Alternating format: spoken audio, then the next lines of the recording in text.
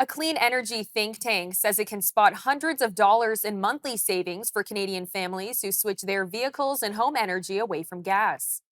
A new report from Clean Energy Canada says that households countrywide can save money by overhauling what they drive and how they cool and heat their home. We were joined by Rachel Doran, Vice President of Policy and Strategy at Clean Energy Canada, to discuss the report.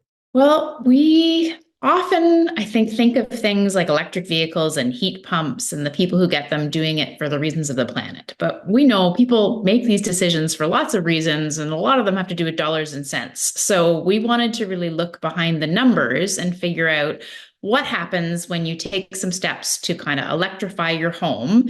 And, over time, does that result in cost savings to your family? And the results were actually really big. When you look at a place like, BC in a detached house, we found over the lifetime ownership of some of these things with a fully electrified home, a household could save up to $777 a month. Like, that's a lot of money. I mean, I think across the board, we found electric vehicles were a money saver in every jurisdiction we looked at in every circumstance. And that really is because the cost of electricity over time is so much cheaper than paying the equivalent in gas.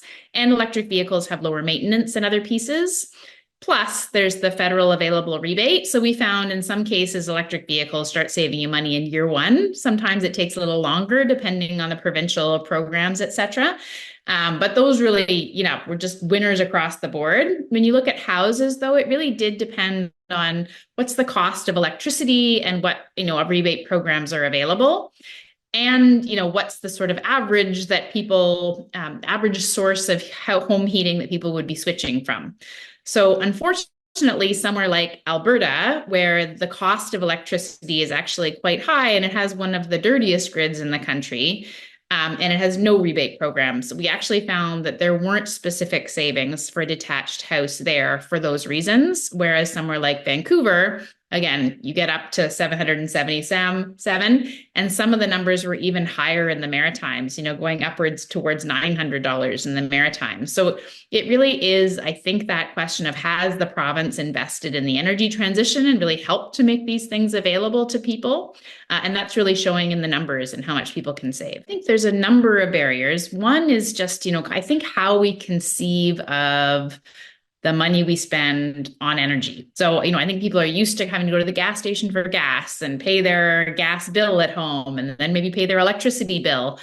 And when you start, moving more of these things to electricity, it's all coming in one bill, which actually ends up being cheaper in the long run. But often these cleaner technologies have a bit higher upfront cost. So, we're looking at savings that exist over the lifetime of the ownership, but not everybody can afford to pay an upfront cost that's slightly higher, even if they want to, and they know they'll save money in the long run. In fact, it's probably the people who can at least afford the upfront cost who need the long-term savings the most. So for us, it really showed the importance of ongoing rebate programs to really help people just get over that hump to access these. And those are really quite a patchwork across the country. So there are federal programs available for electric vehicles, and you can get a zero interest loan for retrofitting your home. But province by province, it's really, some provinces have a lot of support available and some have none. So that's really leading to very different results across the country. But it's also different for just, the situation of a family or a household, whether somebody lives in an apartment, which they're renting, they probably don't have any control over how their house is going to be heated, but they would be the people who'd be benefiting from the long-term energy savings. Governments are doing things all over the board to help with affordability, whether that be gas tax cuts or grocery tax or grocery bill rebates. This is something that is going to be long-term and sustainable to get people kind of off of fossil fuels that really mean their bills kind of go up and down as gas prices go down and onto electricity. So the number one thing is, just help people get over that hurdle, and, giving the rebate up front really helps. Second, I think getting onto that issue I mentioned of renters, really making sure this is accessible to everyone. So, be that special programs that help incentivize landlords to make changes, or just, create a certain expectation of energy efficiency across the board.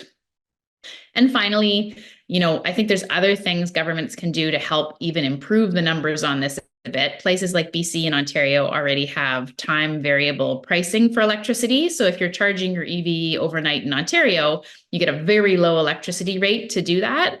And that's something, again, that can help incentivize and really make those savings even bigger over time as well. So it's something we think all provinces should also be doing.